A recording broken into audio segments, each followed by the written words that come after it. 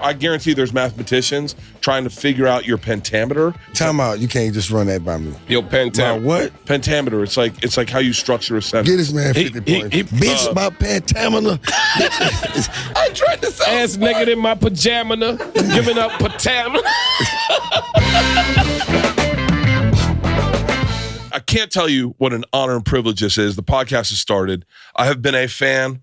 I have been a fan since the early days. I'm going to tell you something. You're not going to believe this. In 2000, the Hot Boys were staying on Sunset Boulevard at a hotel called the Grafton.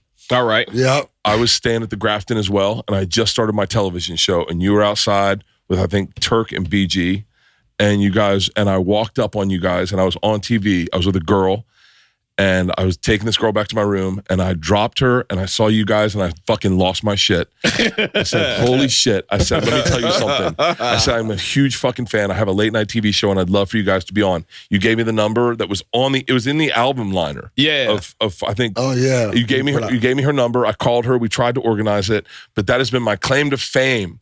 My claim to fame is I met 3/4 of the Hot Boys on Sunset, and you were cool as fuck. Like, you know, for like we're the same age roughly. Yeah. But it must be weird to grow up in New Orleans in like such a distinct part of this country. When you talk about the Magnolia Housing Project and all the different wards there, and then to see like some just white dude with privilege walk up and be like, holy shit, Juvie. No, it's really cool, man. When you see like even back then, when that was the beginning for us, as far as seeing our fan base, and we really wanted to be known on the West Coast. So everything meant a lot to us, right? So your experience that was something that you started on was probably one of our beginning experiences also, because that's why we were standing outside. Probably one of the craziest things that was happening around that time. People that visited New Orleans wanted to go see the Magnolia Project, and sometimes it would just be like just a family of white people, and we just like, nah, you don't want to go back. Do that, like bro. That is not a tourist spot. It ain't cool. Like, you know what I'm saying? Where they like, no, we gonna go see what Juvenile from. We like, where's Chopper City? I was you, I would not go. We're going to the basketball court. We went to the basketball court. Did you? It's like, and wow. You made it back? You took pictures? Wow. But the crazy thing, people would tell stories of like, this is how you kind of arrived. Like somebody would say like, well, we went where you were and we told them we knew you. And they would be like, oh, if you know Juvenile, then you good. You good back here. Yeah. You know what I'm saying? Wow. I remember Jeff Panzer saying this. The dude, he did like a lot of our videos, and he's an older white guy, right? And Jeff used to walk the streets of New Orleans like he was crazy. Did. But he kept a Cash Money T-shirt. He used to scare the hell out of me. Yeah, you know what I'm saying? He was I know Baby and Slim. I know Manny and them. And people was like, well, you got to know them because you got on and you know them by name. You know what I'm saying? It was so cool. At the time, this is crazy, but I was working with Will Smith I was doing a development deal with him. When it was at the height of everything. It was Bling Bling, Back That Ass Up. My favorite album was the Hot Boys. 400 Degrees was fucking insane. But like the Hot Boys album, that collab, that was just fucking crazy. And Which one? No, the first one? It had to be the first one. Cause I'm only Hit It How You Live, right? Yeah. That's my favorite too. I said that earlier. And I remember showing it to Will Smith and being like, do you know who Juvenile is? And he was like, yeah, I think so. Yeah, I know him. I know he's like big. And I was like, I had written jokes. I grew up in the South. I had written jokes about Master P. Yeah. Like that no one got, because no one knew his name was Percy. Yeah. Like the idea was that if you were a rapper, it's a horrible joke. Yeah. Rappers have the nerdiest names. That's why they get their nicknames. You can't be a guy named Percy living in the hoods. And mom goes, Percy! Method Man's name, you know it? I don't know Method's name. Clifford. Clifford. That's Skip name. Yeah. Skip name is that's funny. But yeah, those were like the earlier jokes I had. And I was man, fucking obsessed. But what the best part of all of this, right? And I want to talk about all Southern hip hop. I want to talk about the hip hop evolution. The episode on New Orleans hip hop is a game changer. I found out about DJ Jimmy. I found out about your dad, Sabu. Like, that's what all of a sudden I start hearing the xylophones and stuff. Yeah. and I start recognizing what I'm listening to. And it fucking blew me away. But for everyone who doesn't know, it kind of starts a little bit with your dad. Yeah. Correct? Yeah. Yeah. You know, my dad, it's still songs right now that's iconic to New Orleans that my dad played. Like, you know, and the culture of New Orleans is we don't really want change. We don't. The songs that we grew up on, those are the same songs that we play. We still, you know, like you give them to your kids give them to their kids. Yeah. Like, you know, so a lot of the sounds and everything that we was doing, as far as my sound, a lot of it came from my dad. Like things that I heard him doing and I heard him play. So even the way I took the approach of even producing, like with music, with real music, with bass players, you know, sometimes drummers and all of that. And I think that's what made Cash Money a little bit different. Our production wasn't just sampling. You know, well, we really never sampled anything. Yeah. You know, so it was more of musicianship because that's what was around. He's saying we like it was somebody else producing. I'm just saying as a collective. As a collective, I never sampled. Yeah. I never sampled anything. It's got to be crazy. That's an interesting That's when you got to be selfish, man, because you keep saying we like bro, we as a collective. I ain't played not one instrument. What are you talking about? You played the triangle. Yeah, right. Hey, make sure Pete's bringing up Porosos and soda and some joints. Right. But it's the we thing, and it's got to be crazy. Because I'll tell you from the outside looking in, I was a big fan of like Memphis, Suave House, all of that. Yeah. I was a big fan of everything in Atlanta. Obviously, I went to school in Tallahassee. But when your sound showed up, and by the way, I would say it went hand in hand with Master P, because everyone, you know, Master P was a little late to the like commercial game. Yeah. But then when you guys showed up, it was crazy. But there was such a we with you guys. Like it seemed like a fucking genuine team. Yeah. Like it, and I'm talking, I knew Slim, Baby, Wayne. I knew the whole team. Yeah. But what was fascinating to see your input in it. When you talked about the 808 kick drums, the 808 drums that you were like, once you right? Yeah. Yeah.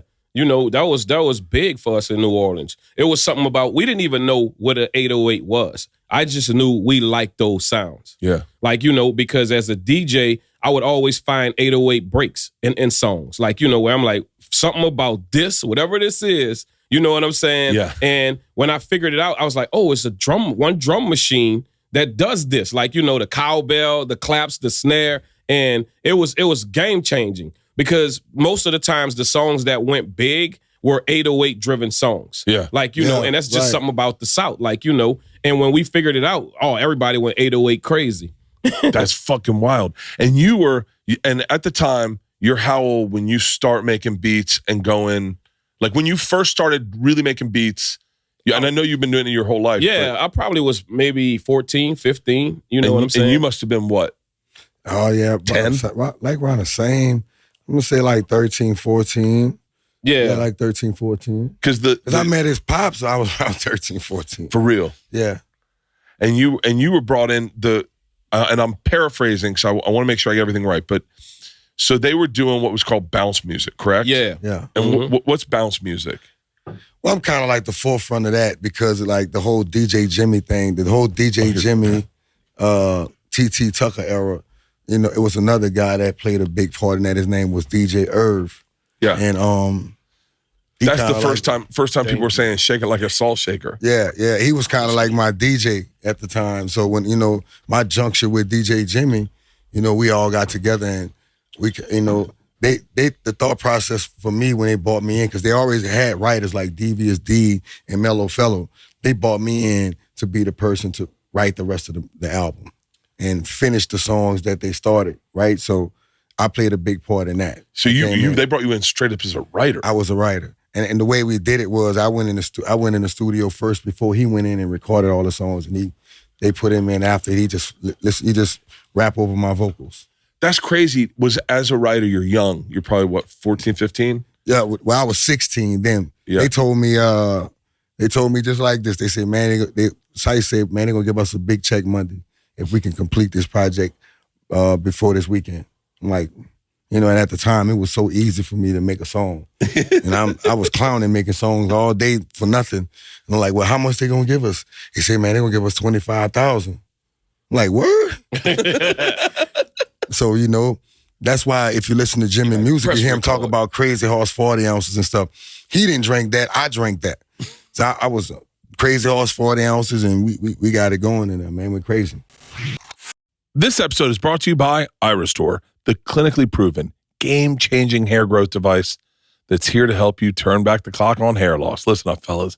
If your hairline is less coverage than your football team's secondary, it's time to take action. Iristore's FDA-cleared laser and LED system isn't just another gadget. It's a scientifically advanced approach to hair restoration that you can use right at your home. The Iristore Elite, the most powerful device on the market, is engineered with 500 lasers and LEDs designed to provide maximum scalp coverage and deliver the energy necessary to revive dormant hair follicles.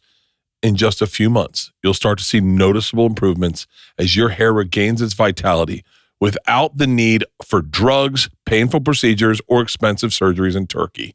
It's the most non-invasive, pain-free, drug-free way to bring back your hair and bring it back to life, backed by real science. Listen, I do it all the time, and I'm telling you right now, I've been doing this now for, I think, 3 months straight. Not every day, but I try to do it twice a day, and I'm telling you, I feel my hair is thicker when I run my fingers through it. Are you ready to get medical-grade red light treatment at home to regrow your hair? For a limited time only, check out their huge Black Friday sale.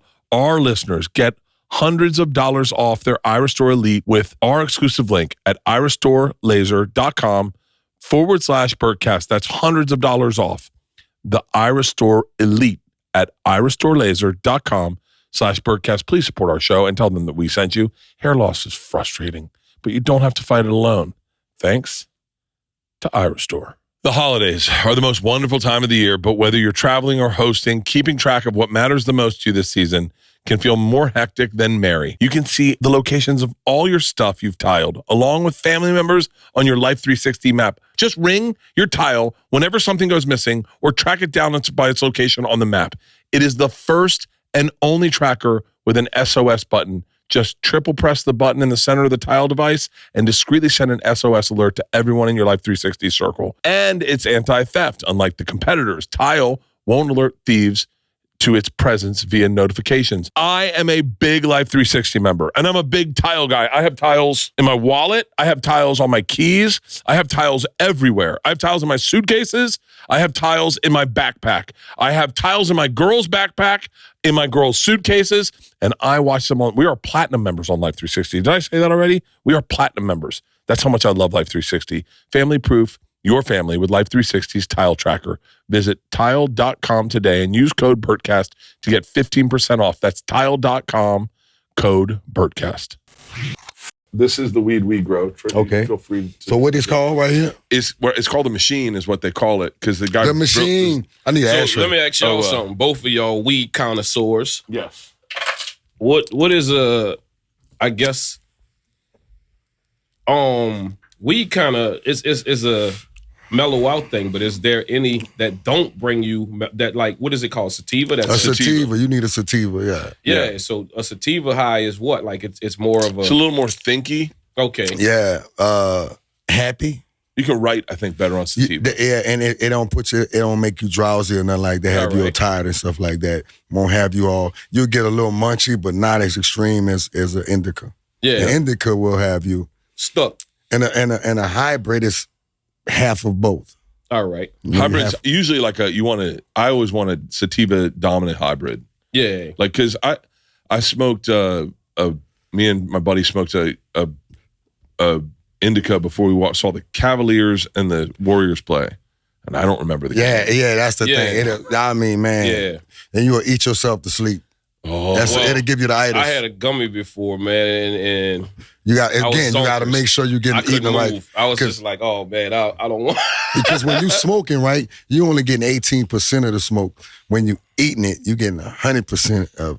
That's why I tell people don't jump straight to edibles. Try to smoke first. Yeah, it's like going right to anal sex. So what's the science of smoking weed? Is it just like cigarette inhale? You got that joke, huh? Yeah, inhale. The only female in here got hold that it as joke. much as you want and let it go. All right. But when you eating an edible, well, the problem with edible too is you don't know when it's gonna come on you.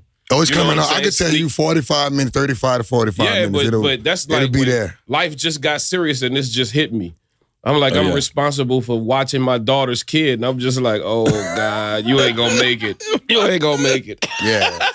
You gotta get the slow edibles. Like I got these great social edibles. Mm-hmm. They're 2.5 milligrams per edible with a lot of CBD. Okay. And so you take one and you definitely feel it. You definitely feel it, but and then you can have a couple cocktails on it.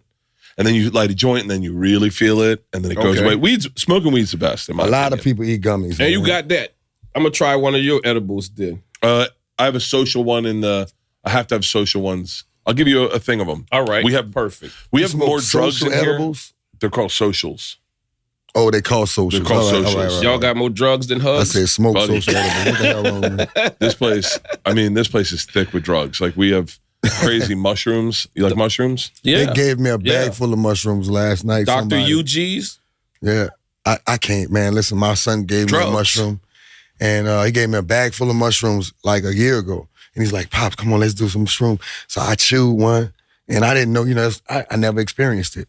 And I seen all kind of cartoons and colors and lights. And I said, look, here, take this back, man. This ain't the kind of high. It pops day. This outside of my It's kind of cool because our generation, black dudes never did psychedelics. No, never. Never. And now all of a sudden, like I was talking to a black guy yesterday. I won't say his name, but you know him. And he was like, I've been microdosing. Yeah. And microdosing is like Prozac. You take a little bit of mushrooms and then you feel perfect for the day. Yeah. But that's like, I don't understand it, man. I think I overdosed it. Then I chewed. You took too much. He gave me a bag full of shrooms. I ain't know how to chew. I just chewed the shit and the next thing you know, you like. And I couldn't get it off me. That's the part. Like I'm like, I can't shake this shit. couldn't get it off me. I called my wife. I called my wife. She started, she like, that's good for your ass. You know what I'm saying? That's good for your ass. You want to do some, you want to wait till you get to this age. You want to do some young shit. You want to do some shrooms. With my son, I'm fucking out with my son. I'm like, man. She said, I'm at the studio now. I live across the causeway. She like, you stay your ass in that studio. You better not get your ass in that car and drive. She talking to me like a kid. That is how you feel, though, the older you get. You're like, I don't want to do some shit. I said, I don't want to be by myself, though. That's what I kept saying. I don't want to be by myself. Yeah. I don't want to be by myself. I was in that bitch with the lights on. No, the one time that I did do the edible, what's the fire thing? The smoke detector thing. Detector, yeah. The battery went bad in it, right? And it was beeping, and it was so fucking intense. It was like, beep. I was like, God, why the fuck is that so loud? I just remember I was like, this has never been this intense before. Remember that you ate edibles before somewhere you had a cookie or some shit. You was high as a motherfucker. Yeah, that's what it was. It was a cookie, and I was like, I can fucking hear everything. And I'm like, it's too fucking loud. And I remember throwing the shoe at the fucking thing, and that's all I had to do was get up there and turn the. And I was like, I went downstairs and and put a pillow over my head. It was that fucking crazy. I was like, you know what? I'm just gonna go downstairs and go in my bedroom. I think I was at your house. You was. I was there. Y'all was. Yeah, because that bitch was going off. Yeah, I remember that, bro. I was there.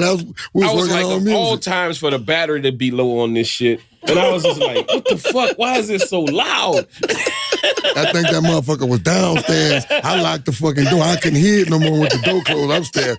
But where you was at, that bitch was beaming. I was like, man, somebody trying to... At first, I thought somebody was trying to break in that bitch. I said, ain't nobody trying to break in the fucking house. Tripping.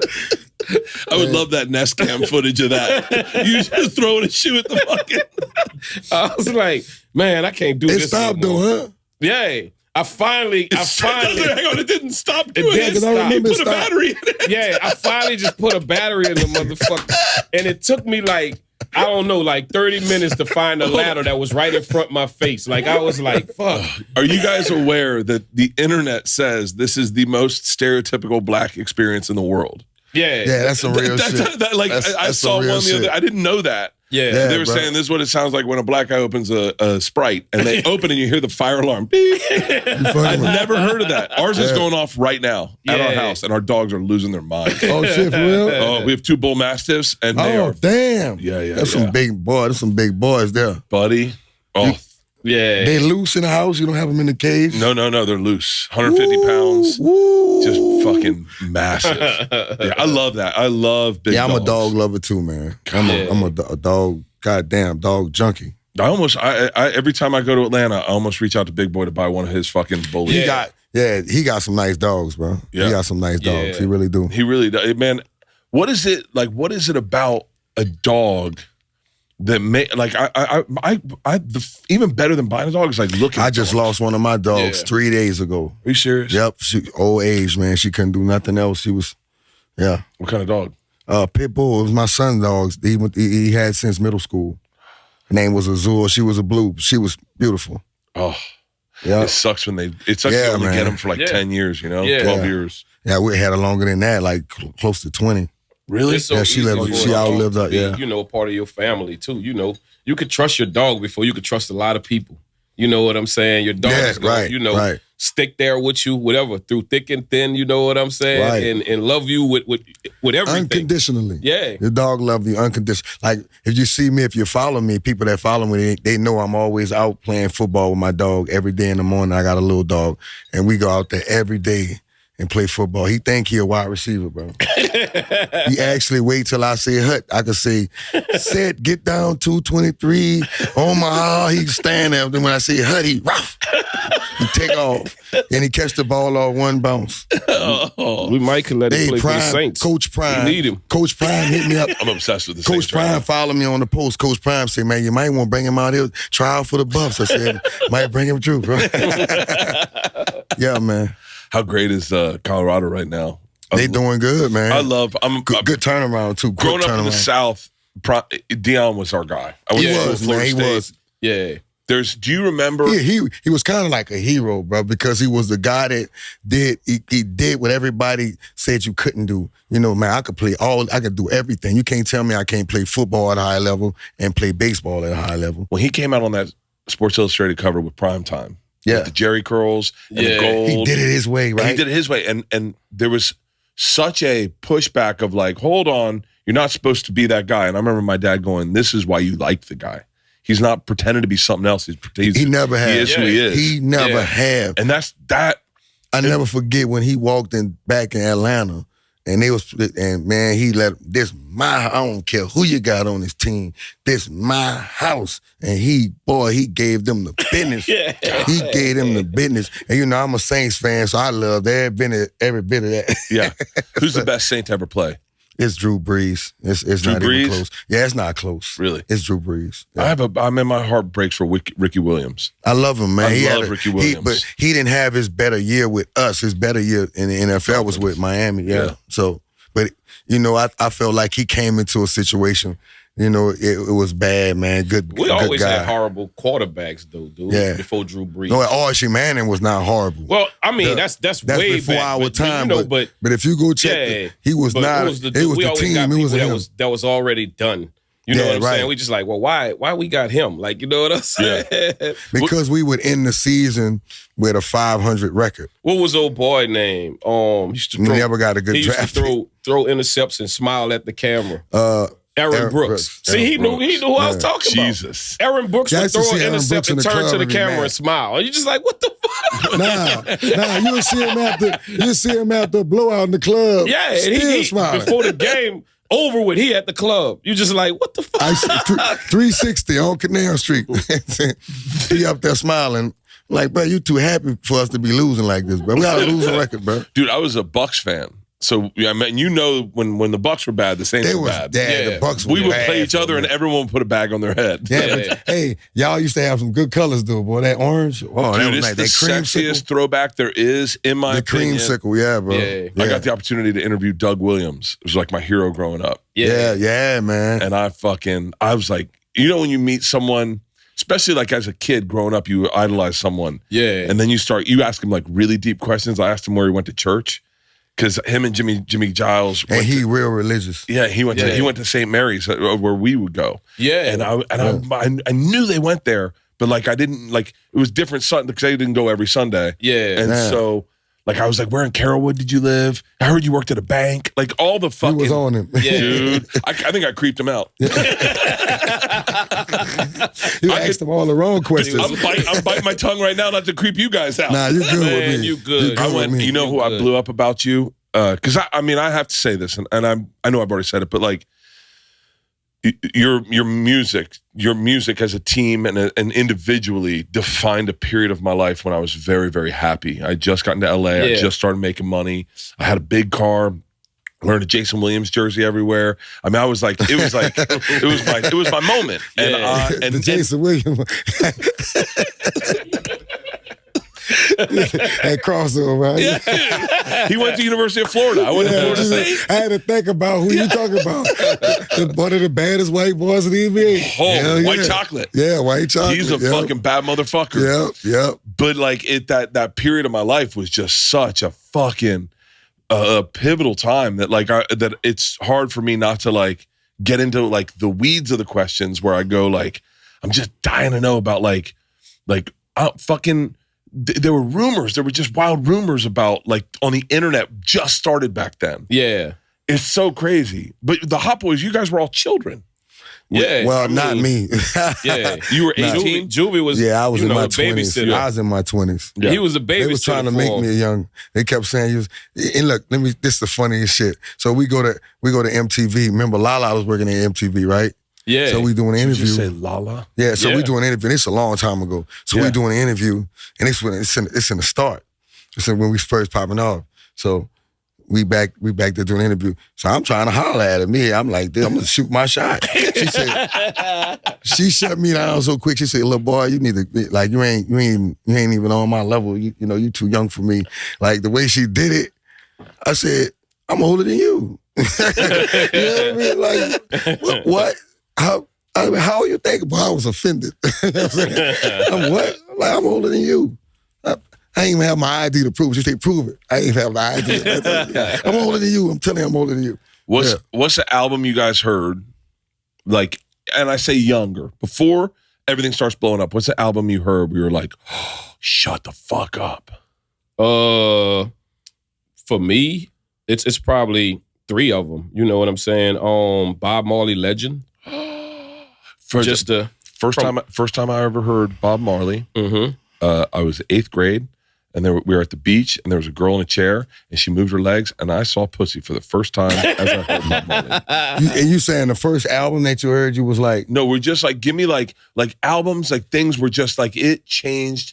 Because I'll tell you right I'm now. gonna tell you, it's NWA for me, straight out of Compton. All right. Okay, paint the picture. Where were you? I want to know, because it's two albums, man. It's the Ghetto Boys and it's NWA. It's two. It's them two. They really like they was defining for me. It's probably one in Because rap. them was the make decision points in my life, especially when Gangsta came out. That's we in high school when that came out, and that song was like the law. You know how it was in New Orleans, but that shit made regular cats turn into straight thugs. 5.0s. That's when everybody had 5.0s. That's when Wait, what's up 5.0? Mustang. Oh, yeah, I knew what a 5.0. Fox body I was thinking Mustang. of jeans for some reason. Keep going. That's when the murder rate was through the fucking roof in New Orleans. Like it was crazy. It's like NWA had a spell on my city, and it wasn't a person that I didn't see that out there that didn't either recite that song or knew that song or lived. They was living by that song. That song was their code of life. I'm like, damn.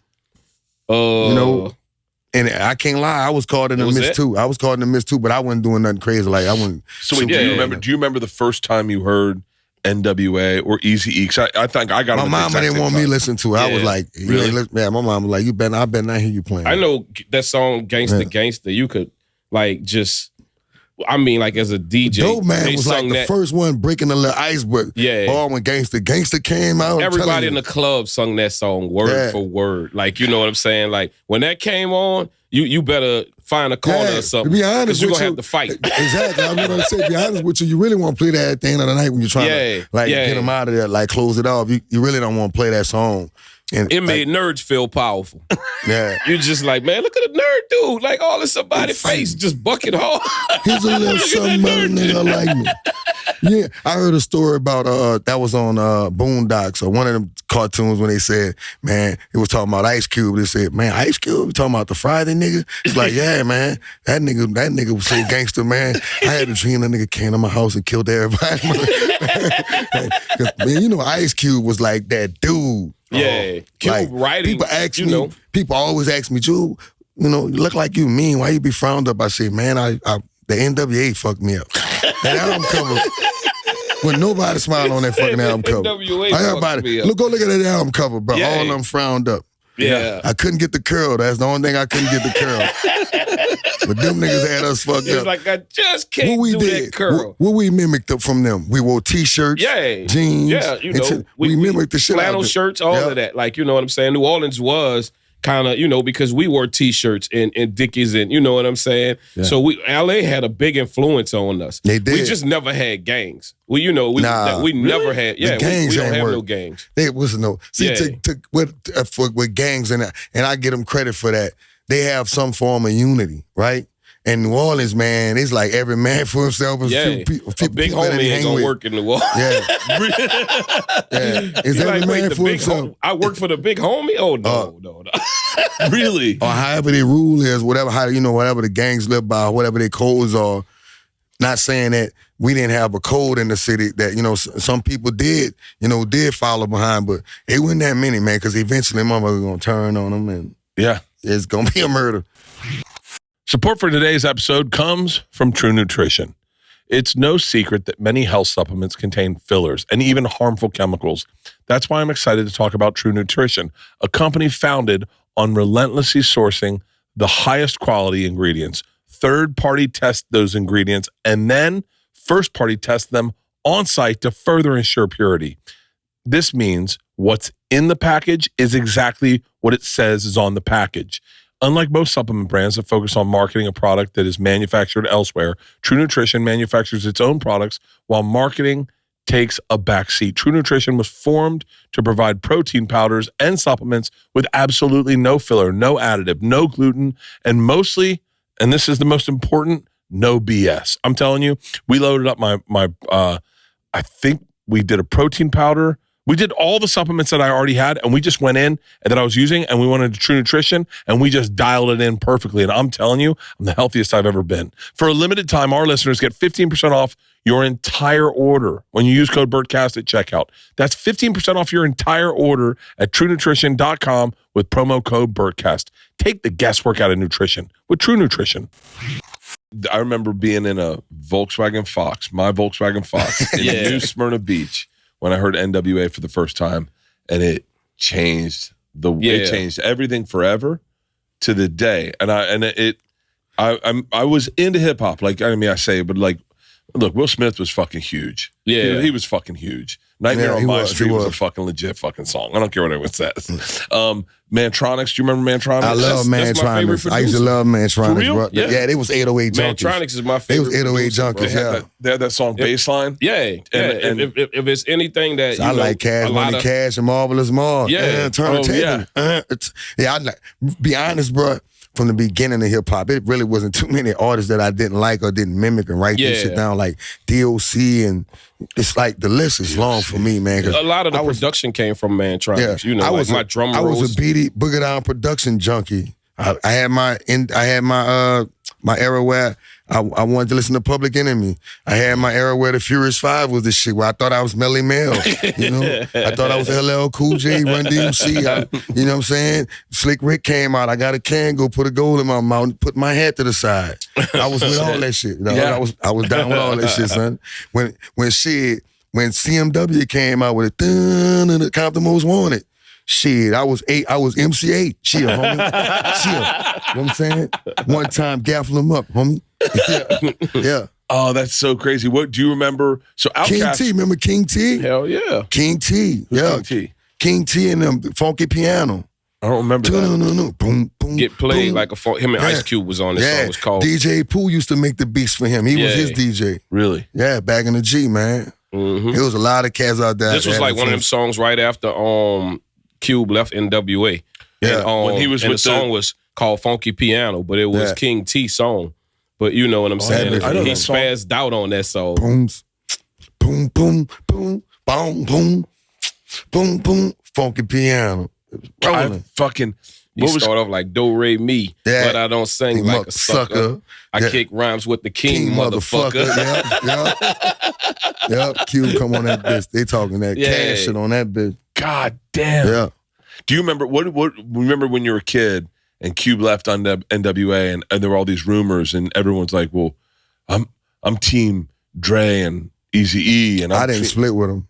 Yeah. I like was fanned both out. groups, but I couldn't do it. I know. Yeah. I bought 100 Miles Running and I bought Ice Cube album. Like America's Most Wanted. I bought Eazy-E's all these albums in the them world. commercials on America's Most Wanted was America's sick. Most Wanted was like the most jamming fucking shit in the world. I ain't want him beefing. I didn't know how that was gonna work by the Bomb Squad being from New York. You know what I'm saying? Because I was thinking like that as a producer then. I'm like, God damn, he's not gonna have Dre beats. You know, but when America's Most Wanted came out, it was like shit. Like As a producer, and I mean, people say this about comedy, like, you know, because I'm a comedian. I don't know if you guys know that or not. We know. Part of me because I don't think you guys know who I am. Yeah. But like, I can tell you just how good Chappelle is. I can quantify what he does that I can't figure out. Yeah. And people always say Dre is great. How good is Dr. Dre? He fucking, I mean, bro, you gotta never think. got opportunity. There's so much shit that are songs that we never heard. And you not that you understand it, and you know, you crate dig or whatever, that Dre found that you like, how the fuck was he thinking? You know what I'm saying? Because a lot of the songs are samples, but they so fucking creative, and they come from so many different places. At Chronic though, when he remade that P-Funk, and he called that shit that make my funk to cry, I want to get. He made that song. I swear, I like the older version. You know, I like the George Clinton, but he made that shit way, to me, he elevated that shit to another level, bro. That's when I'm like, man, I don't think they got anybody out there that could, the mixing part, not just making the track, the mixing part. I just think he separated himself by being able to do both. Well, yeah, one of the things even growing up from what I learned was from that era, from the Mantronics, the Dr. Dre era, that you got to wear many hats, you know, because it's a certain way you want the song. Like, you know, so you got to learn how to mix the song. You got to, you know, and now it's not treated like that. It's somebody like, here's the beat and good luck with it. Yeah. You know, another that era, DJ too. Yeah, that era was, I'm going to stay in the studio with you and we going to craft the song. Like, you know, and I'm going to change the breaks around what you saying, you know, and I'm going to make the song fit you. Sequence. Like, you know, you don't get that no more. Really? Like, you know, and that was one of the things that was great about Dr. Dre. You know what I'm saying? Yeah. It was a lot of songs like, you know, I'm more than show by Eazy-E not being a rapper. That was all him going like, hey, I'm going to show you where this fit in. And nobody don't have the patience to do that no more. Yeah. You know what I'm saying? To say like, hey, we got to punch in it take word a long for time word. to create those we going to do that. songs. You know, Yeah. and it probably took forever, but look at the after effect, the masterpiece of it. God.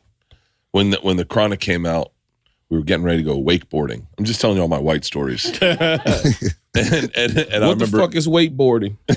Yeah, because I ain't never heard of that shit there. gentlemen, He done hit me with some shit. He gentlemen, done fucked me up right there. Wakeboarding. I listen. Do you guys go to Vegas often?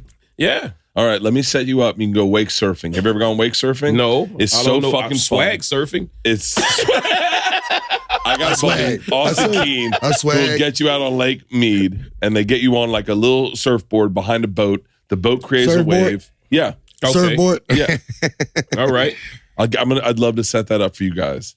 I'll tell you right now. All I can Well, think first is, you got to teach me how to swim. I was about to say the same shit. See, now let me tell you something. You ain't getting off the fucking hook. Let me tell you some small differences about us. There's a lot of black people who like, I ain't fucking with that water. Wait, y'all going out there? I'm gonna be right here. I'll be at the bar. Y'all have ain't fun. got a shower head or a tub on it. We'll be like, hey, my white friend's going surfing and shit. Like, y'all go ahead. I'll be right here. I don't want to burn the leather. I don't want to burn the Corinthian leather. Don't worry about it. I'm gonna make up shit. You could be going like somewhere in a swimming pool. I'm gonna be like, dude, there's sharks out there. Not fucking with Fuck man. We always at the pool party, though. We just don't get in the pool. I'll be like, there's fucking tadpoles that bite. Oh my God. Oh, that's fucking perfect. You know what they do in that water? We're gonna make you know what the fish we do in gonna that make water? everything not to get that water. Fish don't take baths, bro. Fish don't take baths. I never saw a fish take a shower. Spitting and throwing up in that water. They shit in the water. They definitely shit in the water. Wipe your ass, catfish. They have no toilet people. Well, they do have toilet people in the water. It just ain't for the fish. B, can I get another one? I am so fucking happy. God damn, you don't play with your own shit. No, I'm not to send you a bottle of my shit. I got some yak too. You got Juby juice, right? Yeah, I got yak too. It's called yak. I got some cognac. Yak. Yeah, hey man, I couldn't. I didn't have a big list of titles. Yeah. You took all the good. They took all the good titles. Yak the Ripper. Dude. I wanted to name it Remy Martin, but that title was taken.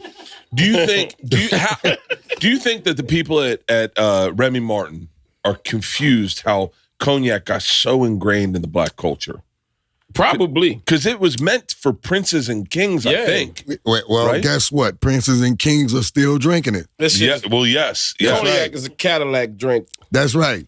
I got a Cadillac. Yeah, you know, you just like, get you on this cognac. That's right. Al Green, girl. That's right. I cannot. I had cognac. I've had cognac twice. Once with the Russian mafia when I was a kid, and I threw up. Wait, hold up. Nah, fuck that. You can't just throw the Russian mafia. How the fuck what you was doing with the Russian mafia? How y'all hooked up? Yeah. Well, just imagine you can't just skip over that part. You calling us tonight. Yeah, dude, what y'all doing? Y'all want to kick it with the Russian mafia? We going to this party. What? You know, everyone in this room knows how bad I want to tell this story. Yuri's no, I can't. Did any of them have the name Nikita? No, just Igor. Yuri the murderer's gonna be there. Who? Yuri, he was like, one of them Russian. No, yeah. It's I got involved with the Russian mafia when I was a kid, and we robbed a train. I got a movie about it. I'll send you a link to the movie. It's on Netflix. That's the dudes that killed Denzel Washington, right? In Training Day. Yeah. They sure did. They fucked him up. I had a period of life where I wanted to. I liked being in dangerous situations. Okay, I got into you remember the Zopound down in Miami? I partied with them. That's my partner. I partied with them down. You remember? I know Mac Zo. I bet you know. To him all the time. You know DJ Laz down there. Him. DJ Laz, radio guy down in Miami. Laz. You know DJ Laz. I probably know him. When DJ Laz brought in the Zopound to do a radio interview, and I had just seen a thing on them on the History Channel about gangland. Yeah. And we were drinking tequila at like 8 a.m. with the Zopound. They had I'm a Zo. Do you remember that song? I'm a Zo. They had a bunch of songs. You remember Red Eyes? Yeah. Yeah. And so I said to those guys, Red I was Eyes, like, Happy. It's a lot of them. But so many in that 1504. Like it's a lot of them. Yeah. 1804, right? Am I saying it right? 1804. What's the number? I don't know. I think it's 1804. But I met them, and it was back when I used to like to get out over my skis and have a good time. And so then they all came to the show one night in Miami at the Improv, and we just ended up partying. Little Hades were like right around the corner from Miami. We shot videos back there. That's Project Chick was shot in Little Hades. Yeah. Oh, for real? Yeah. And that's the Zopound that's pretty much in there. They the one who set the video. Yeah, they're the one who set the video up and everything. And that's still like some of the cats who I knew back in the days. I still hang with like the nephews and the uncles, and we still kick it every time I go down there. We still got close relationships. Can I ask you a weird question? And I'm a little obsessed with this. When you go to different cities, do you have to check in or no? You're passing out, right? Yeah, we never had to do that because we never put ourselves in them positions. We don't go to cities or like trying to be this person that I'm bigger than your city or I'm a disrespect the hood and stuff like that. But we never put ourselves in situations like that. People never looked at us like that. Yeah. So that's we what get that's along about. with everybody. Yeah, bro. like, you know, and I think if you're out there disrespecting, you saying disrespectful things, and you know, we live in the days of social media, and you doing certain things, and you pop up in this city and they don't agree with it. Oh, of course, you're gonna have problems. Yeah. the other part of don't You let know? me speak at your funeral and you done some dumb shit. You know, like if your wife was like, you know, well, he got killed on 2nd Street, you know, where the cross dressers and the fucking murderers hang out. Yeah. And I open up with, well, he was trying to get fucking killed. Why the fuck was he down there? You know what I'm saying? Yeah. You gotta know there's some things that you don't do. Like, you know what I'm saying? I'm not going to nobody's city looking for who is the leader of the gang or no shit like that. Hell no. I'm good with, I'm going to my room, my show, and I'm going back to But my if they come to my event, if people come to my event, I'm gonna show them love and respect. Yeah. I am. I'm not gonna disrespect them or nothing like that. That's you know what I'm cool. saying? So that's how you do, man. You live and you let live. And they show me a lot of love and respect. A lot of these cats, Last we night- made friends in a lot of cities over the years because we, you know, us being from New Orleans, we never went anywhere until this music stuff happened. Especially me. I did traveling before Cash Money, but it all came from music, right? Yeah. And I didn't want to have the other kind of experience when I go to these cities. Man, bring me around here, bring me over here so I can have the real experience. Last That's night- the type of friends I have in all these cities. I figured out something, and I was trying to figure out, like, at the concert. So we had, like, all of these Grape Street dudes. Yeah. But I realized that he gave him a shout out in one of the songs, and I was just like, what the hell? Why is, you know, and they was throwing purple rags on the stage. yeah. And they had their whole section, and I'm like, well, what is the connection with, you know what I'm saying? And I forgot, you know, on 400 When we shot degrees. Cash Money as an army Yeah, you know what I'm video, saying? they was out there. Yeah. And they came, showed us all kind of love. They showed us around the city. Them was like the first people I met down here. Yeah. And we had barbecues and stuff like that. So a lot of them cats that was young grew up. But they also took me to other hoods, and I ain't just meet them. I met some Bloods. I met everybody. Yeah. They wasn't tripping. Like, then I realized, like, okay, it ain't how people think. They making it. It Yeah, really is. it- Some of these people, some of them cats had family members in the other hood, and they was still showing love. Oh, It wasn't like interesting. that. Yeah. And I was like, okay. They're like, man, you got to be from around here and in these areas to really know what it is. If you ain't from around here, you outside running your mouth thinking you know how to really go down around here, you'll never get it. Because it ain't what everybody trying to make it out to be. It's what it is around here for us. We out here actually living it. I say I get that because it's the same thing in my city. People think it go a certain way and it's a rule this way. Like, man, until you out here and you really around here and you can live in it, shut up.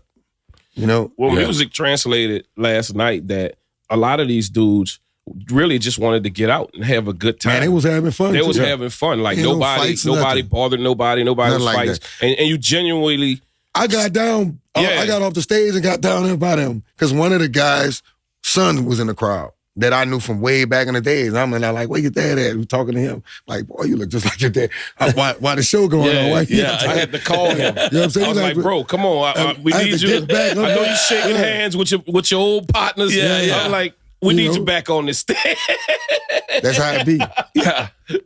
Dude, your Tiny Desk. You two together on Tiny Desk. Ooh. I'll tell you right now. And all I need you to know is just give me a nod. No one brought as many bangers as you guys brought. Your pace of songs per hit, hey, I love Scarface.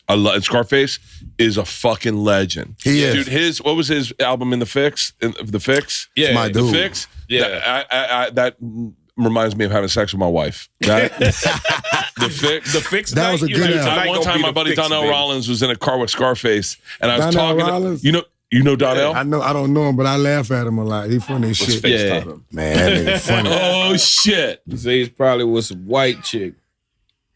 I hope this is not no more black shit. I'm here with Juvenile. What's up, brother? I'm a fan, but I just wanted to meet you, dog. I'm rich, bitch. They gonna set you up, son. Trust the white man. Don't do it, son. Hang on. Mannie Fresh is here. Mannie Fresh What's up, is here. bro? He said, don't do it, son. Oh, you disconnected? Fucking Donnell. He said, don't do it, son. Don't trust the white man. He fucking makes me laugh harder Man, than he any funny as fucking fuck. human being. Nah, Yeah. he fucking, they say, man, Oh, he's FaceTiming me he back. said, how you feel about Dave Chappelle beard going. He's coming back. Donnell. He said, fuck What's up, I'm bro? on the side I can. I'm on this What's bitch. up, Fuck son? that. When we gonna work, son? You said you had a beat for me. I got you, dude. I got you, bro. Whatever happened, don't believe that Diddy shit, son. This nigga stupid. You better not be at none of them parties, bro. Why this nigga is stupid, man? Why this nigga stupid? That nigga said, don't believe that Diddy shit, son. All right, Bert. Yeah.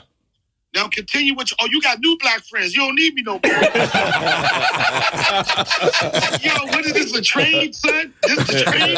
I traded up. All right, fuck it. I'm going back to Tito's, man. Fuck your vodka. No. That nigga said, I'm going to Tito's. Oh, buddy, we were just talking about you, and Juvie was like, I know him, but I don't know him. And I was like, well, we got to FaceTime. That fucking, dog, all that Word Dave up. So when Chappelle am shit. I going to come on the set, son? Well, come on, man. Come on. Fuck. You come out this bitch with me and Yeah. cut up. Where is he at? I want to shoot some dice against you, nigga. Oh, nah, I'm the worst at that shit. You won already. I want to shoot against Larry, nigga. Yo, I got to tell you a quick story. I was in Vegas. I got to tell you a quick story. I was in Vegas, and it's right when that sketch was popular. So I'm at the crap table. Everybody putting all their money down. They be like, fuck that, nigga. We got Ashley. Let's go. Right? Yo, I rolled those dice. I crapped out the first round. I said, y'all thought that was a joke? Appreciate y'all. Let's link up, man. Hey, I love you, buddy. I'll talk to you later. You're funny, bro. All right, take care. All right, bro. Man.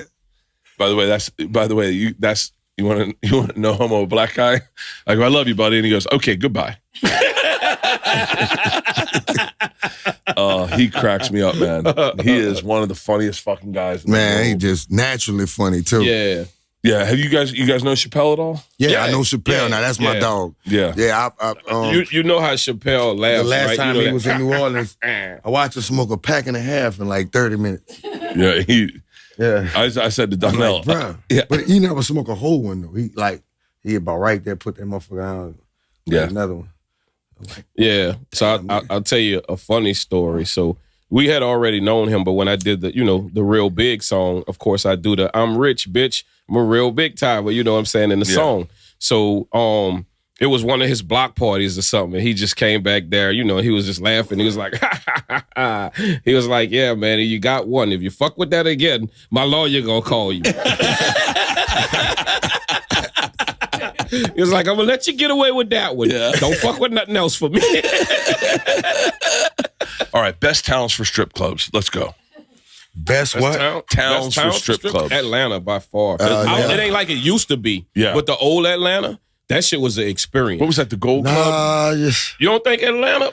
it's Vegas. Nah, Vegas is too fucking pretty. They used to have like fucking. Okay, hang on. Let's do this. I haven't been in a strip club in a long time, but I'm gonna tell you why it's Vegas. All right. Legalized prostitution. Well, you want to do more than strip. I'm saying I'm saying a lot of them on the cats, flip club. It's like best You ain't restaurant. going He to goes, they let you cook your steaks. a lot of them cats going to strip club for end result, man. I saw I'm telling you. some incredible shit sometimes where I was like, I'm not fucking with that. Yeah. Well, I mean, like where Yeah. it might have been the fucking rappers versus the athletes in Atlanta, where somebody is Yeah. going like, we gonna see who gonna throw the most money in this bitch. And I'm going, I wish I was a fucking stripper right now. I'm like, they leaving this bitch with some money. I hate that Pac-Man I was in the Jones. club with Young Jeezy, and Okay, it was here like you go. they had a box. They had a box of ones filled up, and I was in there, and this was the BMF era, right? And we in there. I had just moved to Atlanta. He like, man, come on over. And so they throwing ones. I'm saying to myself, like, so I guess they think I'm about to buy 20,000 ones. Imagine what they doing. He said, why you ain't throwing no money? He said, man, grab you some out the box. I look in the box. It's packs of ones stacked up on top of each other. They busting the pace. They bust the pack over. I bust the pack over. I'm gonna tell y'all a crazy story. I did it like 3-4 times. night- Jesus said, bro, you ain't throwing no money. He started laughing. You ain't throwing At the no height money. of when, I said, man, when look, man, 400 degrees I can't do it. jumped off, right? Yeah. We had a concert at the House of Blues and it was sold out, right? And it's the height of it. And Juvie feeling it. He high as a motherfucker, right? Yeah. And he started throwing hundreds. Oh, yeah, that was a Me mistake. and Wayne was stepping on them bitches, putting them in our No, it was a mistake. I thought I was throwing, Juvie throwing fucking tens. tripping. We was like, this motherfucker throwing hundreds.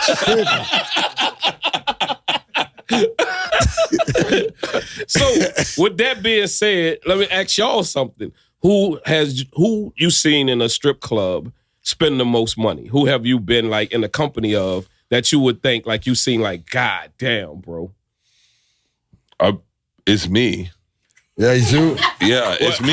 How much? But though? here's my problem. Okay. And by the way, my wife's watching right now. But this is the truth. Okay, there's a strip club in New Orleans that we went to just right off Bourbon Street. The club right across the street from there's like pizza Penthouse. on the corner on Bourbon Street, and then you go right off Bourbon Street, and it's on that block. Well, he got a club in the French Quarter, so he know exactly the Penthouse, right? Across the street from Acme Oyster House. So I do the Joy Theater. I do 2 shows. I make good money. Now, there's a thing that happens. I think you probably will know this. Once you make money, all of a sudden at a certain place, and I know this sounds horrible for anyone listening, but at a certain point of making money, while you're making that money doesn't mean a ton to you. But the fun does. And so I would go into strip clubs and I took a bunch of college kids from Tulane. I knew their dads. Their dads are all executives out here. I took them out and I bought all the strippers. And I said, here's everyone. I want these boys to have a good time. The college kids have a good time. I want to watch them fall in love. I want to watch them see that they can change you. I want to see. It's the. And so that I went through a period. I do this in Vegas. I go to a table with like a couple $1,000 and I give it to people and I go, I want to watch you bet recklessly. I want to see you bet recklessly because I get more fun out of that than me getting. You want to do something dangerous? I want to. Yeah. Give me your credit card. I've spent money on stupid shit. Yeah. I spent $100,000 on a race car. I don't drive.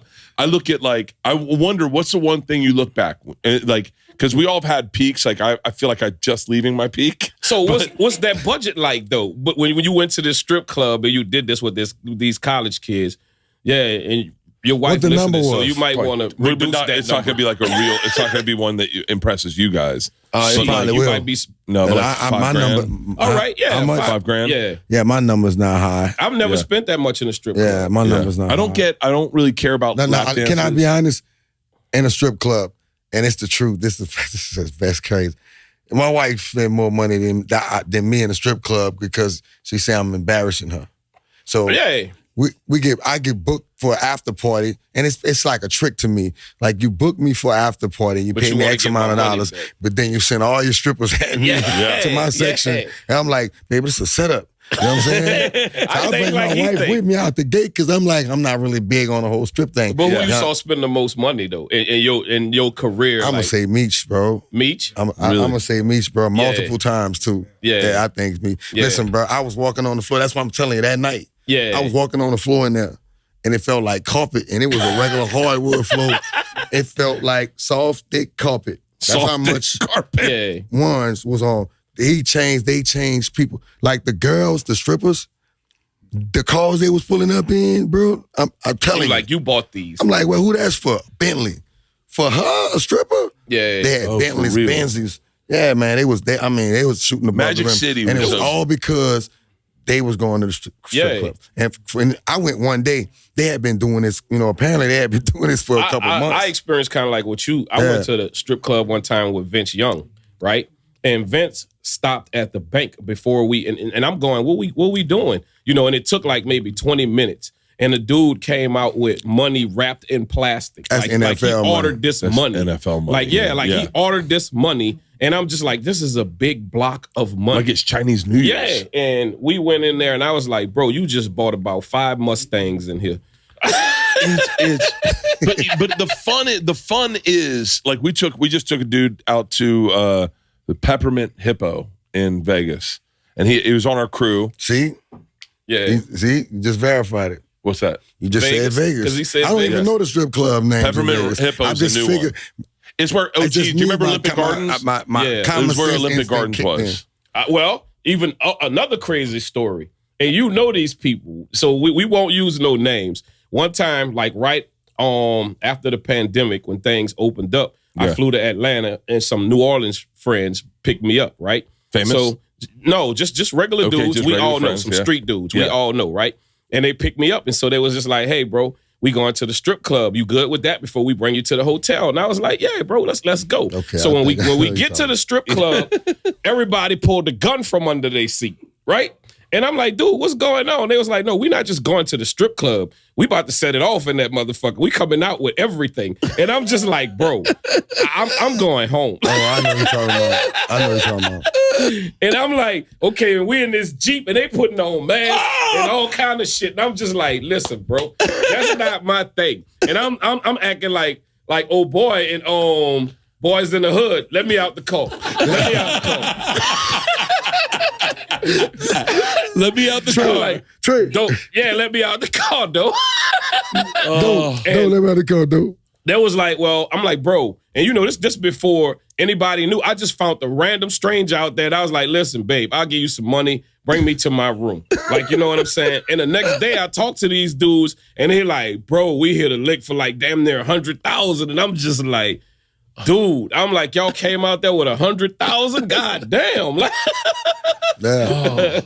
How popular are guns? I don't really rock with we don't have gun laws no more in Louisiana, so they're real popular, yeah. Dude, right now, everybody toting. If I lived in a town where you could buy a gun and get it in the same day, I'd have 1,000 guns. It's like that in Louisiana. Yeah. Is there a gun you look at? I really want the Desert Eagle. I'm not a gunman. I'm not a gunman. Yeah, I like revolver guns. Man, when you come from where I come from, you see some of the things. Yeah. I see what they can do, bro. I done seen a lot of murders as a kid coming up from, living in different projects, my family in different projects. It was kind of like hard to get away from murders. And I actually seen some of my close friends killed. So guns ain't, I see what guns can do. And I see how guns change people's attitudes. I've seen some of the squares cats get a gun in his hand, and he the worst person walking. Really? Yeah. That's that. And I know for sure, like, this man ain't gonna throw rice at a wedding, but when he got that gun in his hand, he'll kill anything moving. The rats, the cats, the dogs, frogs, everything dying. So that's why I don't. I think they good for when you protecting yourself, to protect your family and stuff like that, but. My wife just fell in love with assault rifles. Assault rifles? Y'all go to the range? Went to a range. She shot an assault rifle and was like, I think I want this for Christmas. I was like, fuck. I got guns, though, now. I ain't saying that part. I just say I'm not. Yeah, you're not just going like, I got guns, but I don't know if I can shoot somebody. Like, I don't like Oh, no. Now, see, that's the part. That's why I don't need a gun. I definitely know I can shoot somebody. That's my wife. That ain't the question right there. Someone breaks into our house, I give my gun to my wife. Like, she kills someone in a heartbeat. Can I do it and be legal? My problem is I don't know how to shoot somebody to legal. Well, what I'm finding right now. I feel like you violated me, I'm going to, you feel me? Yeah. I ain't going to be thinking legally. I'm going to knock you off. Simple as I got that. some cool guns that shoot like the pepper balls.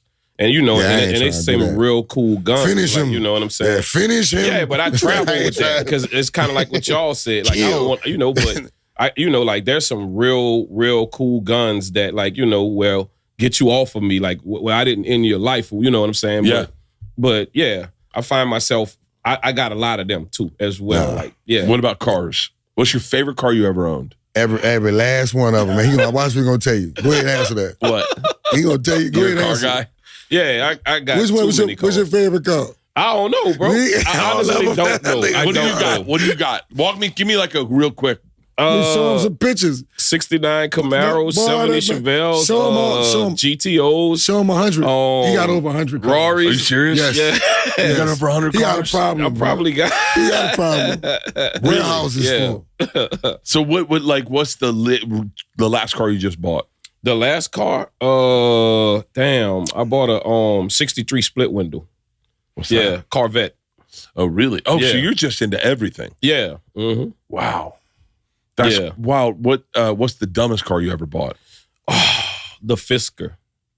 You remember the Fisker car? The Fisker, man. It was a hybrid electric car, but it was a badass looking car. It had Pull it up, please. a Fisker Karma. And It looked like it could have been the guy was I think he worked for BMW. And Fisker is still around. Yeah. But the car was a horrible car, dude. It's a Fisker Karma. Oh, that's kind of a good-looking car.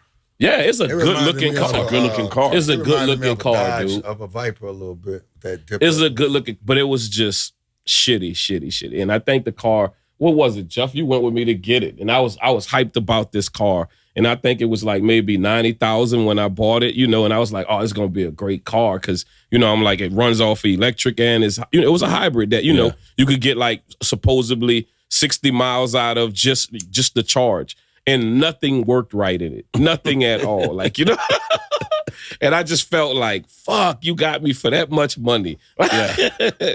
Is there a car you ever bought because of the music that was current at the time? Like, it's so funny. Like, I know.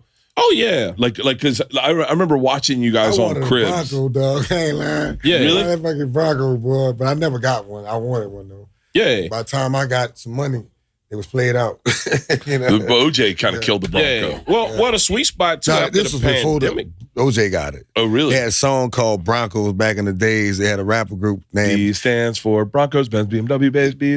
I think you remember it. It was a song back in the days. Remember? Because he in the Nova and he's in the Bronco. Remember that? Yeah. And I wanted one. I think it was the Skinny Boys made that song, right? Yeah, that is Skinny Boys. Yeah. There was cars I'd look at. Like, I always wanted a car candy coated. Yeah. Because I got into that. Yeah. Like, I thought it was just cool. Yeah. Especially in Tallahassee, when I was in school. Oh, if you was in Tallahassee, shit. Yeah. That was Trick Daddy land, even though, he was from Miami, but, everybody loved, and if you had a candy, Impala or something like that, a 7. That was their thing. That was a big thing. They still, that's how they donks be, them Impalas. Those donks. Yeah. Shoes and socks. The fucking... Yeah, shoes and socks. I've always wanted an album cover of just gold fronts. Yeah. With just gold front. Let me tell you what was weird. Like, and us doing concerts and stuff. I remember when we went to Tallahassee, a lot of times, Tallahassee was the most... You should have been in a video with that shit. Gucci, whatever you want to call it. Like, why you got to have all of it? You got to have the hat, the shirt, the belt, the fucking shorts. Yeah, I was like, God damn, is this something in the water in Tallahassee? Because they don't mix shit. Like, if they got a Gucci outfit, it's a fucking hat, it's a shirt, is a watch band. It's I'm like, what the fuck is going on here? And the baby dressed that way, the car seat that fucking way. The car seat's Gucci. I'm like, who the fuck got this material? Why is your roof on your car Gucci? You're going to have a lot of people at your ass, but you pissing people off. Tell it how they know that shit, bro. That's their shit. T-Pain's from Tallahassee. It was a lot. Yeah. It was T-Pain, a lot. Yeah. It's a lot of Ask players. him, do you agree? Florida dudes are extreme. DJ Dip from Tallahassee too. They extreme. They like, you know what? If I'm wearing Fendi, everything gonna be Fendi. Well, they if was I'm the first Gucci, ones to get everything full gonna amounts be of Gucci. gold, like the whole every team. Yeah. Oh, I remember hearing about grills, but in Florida, everyone's teeth were gold. The whole mouth, entire mouth. And I couldn't really understand the two. Yeah. Of like, oh, that you can just put that in versus shit permanent. People in Florida kind of like, in my time, I felt like they had this sound, that bass sound, like that doom, doom, Yeah. doom, doom, doom. And I felt like the way they dressed kind of fitted that. Dynamics. Yeah. What's the name? What's his name? Used to make all the bassed out stuff back in the days. The producer. Clay?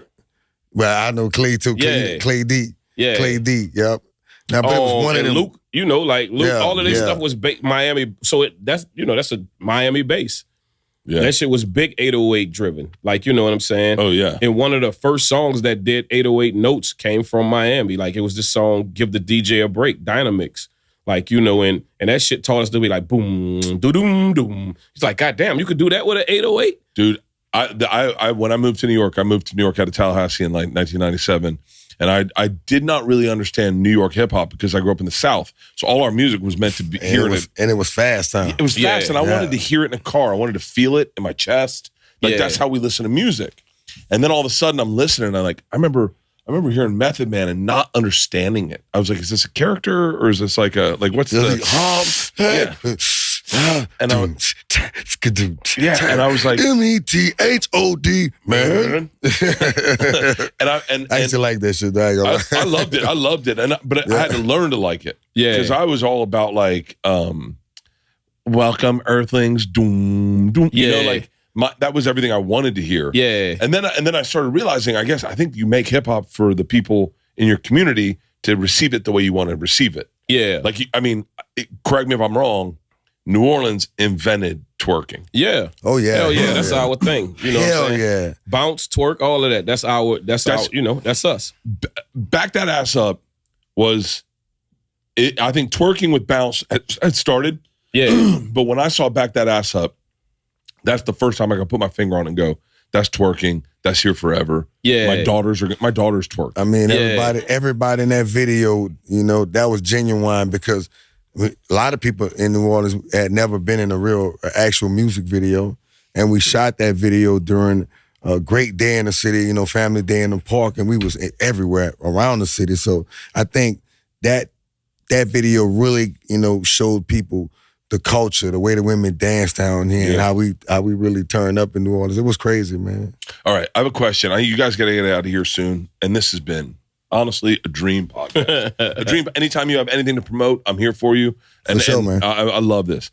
I've been obsessed with this. I'm watching Starting Five. Have you seen Starting Five on Netflix? No. It's fucking wild. But what you see is LeBron's draft day. He is dressed as, quote unquote, a black guy from that era. Yeah. So you look at all the different style codes of different eras, right? You got the jerseys, the oversized jerseys was an era. The Steve Harvey suits was an era. Yeah. Then you got the LeBron, Dwayne Wade, like almost dressed like a gay guy era, you know?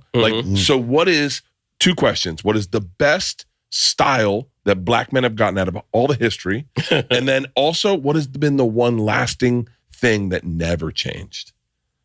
I'm going to say that white T-shirt, man. Yeah. And I think the best the style was us, man.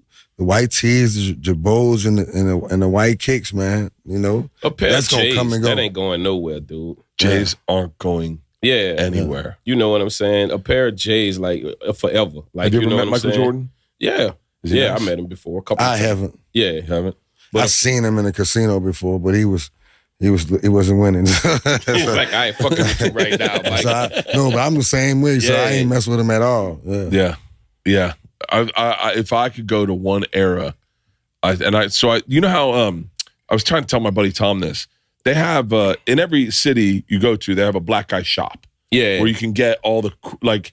Yeah, I would go through the names, but like they sell Stacey Adams, they sell all the, and so I go in there to buy clothes. I feel like I feel more comfortable. In those clothes, because I perform without a shirt on. So if I have to get dressed up, I'd rather make a statement than just put on a collared shirt from Banana Republic. Right? Yeah.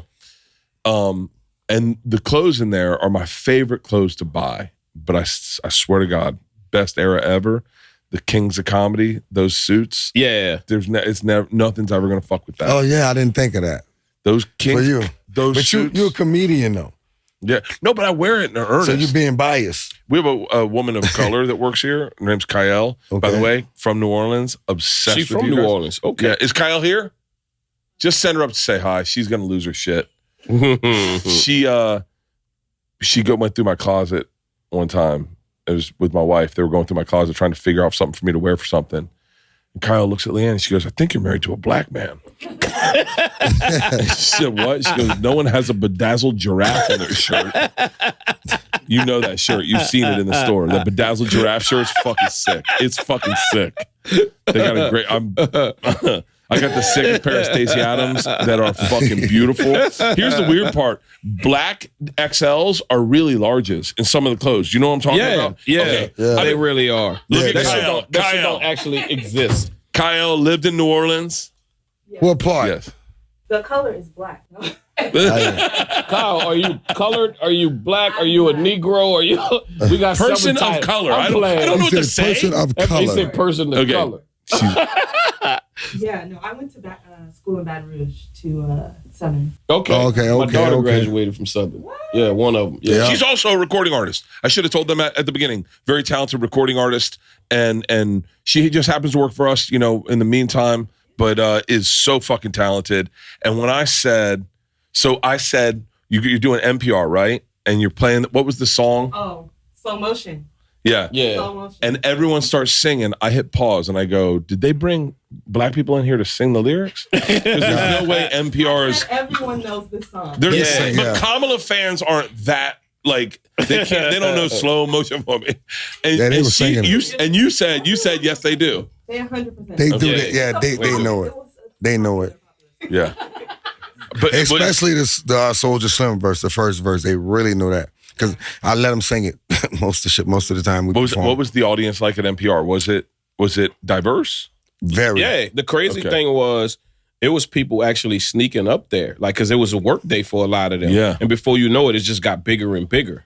Like, you know, so that's kind of like why we went off script. We was like, you know what? This just turned into a concert. So let's go. It was so good. Kyle and I were just listening to it. It is, and your pace is like, it's the best one. And I know, One of the best ones. I think Scarface changed the game a little bit and then allowed that opportunity But to you happen. know what? I was an influence on him doing it because I begged him to do it. I was like, bro, you need to go on there because nobody knows you play guitar like that. You need to show them the other side of you performing. And he was like, yeah, we talking to him. You know what I'm saying? The beautiful thing about it, even, you know, we picked up some new fans. We picked up a younger generation that went and actually checked out the whole album. Like, you know, and us touring right now, you know, if we say, is there anybody 20 to 25 right now? And it's a lot of people where we like, wow. Like, and you think like they're just hanging around for Back That Ass Up. But they actually know the words to all of the other songs. That was the thing that used to make me crazy is that people go, I was obsessed with 400 Degrees. And people go, you like Back That Ass? I go, hold on, that's not what I'm talking about.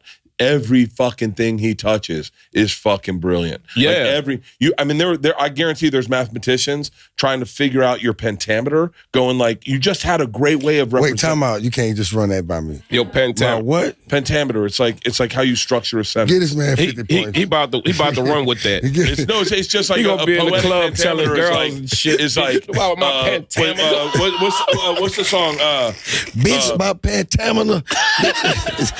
I got stamina, pentamina. You understand me, bitch? Fuck! I tried to say I'll it Standing in in my my. pajama. I tried to say Ass naked in my pajama. Giving up patamina. You're trying to run a scamina. Don't fuck with my pentamina. Damn. Damn. Fuck off, Kyle.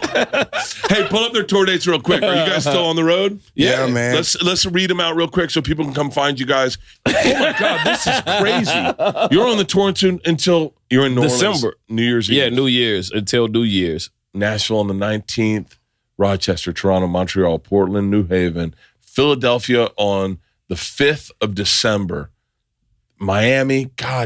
Oh man, are you guys in a tour bus or just flying everywhere? We fly. do whatever we need to do. We Yeah. fly. we do Sprinter, fly, bus, whatever.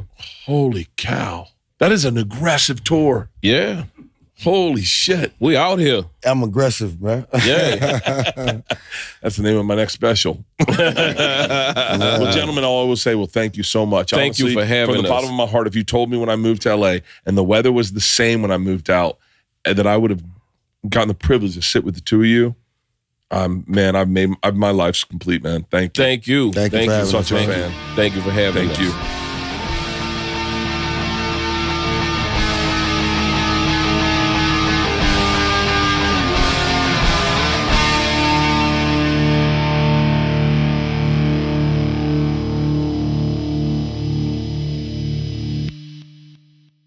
This episode was brought to you by The Machine.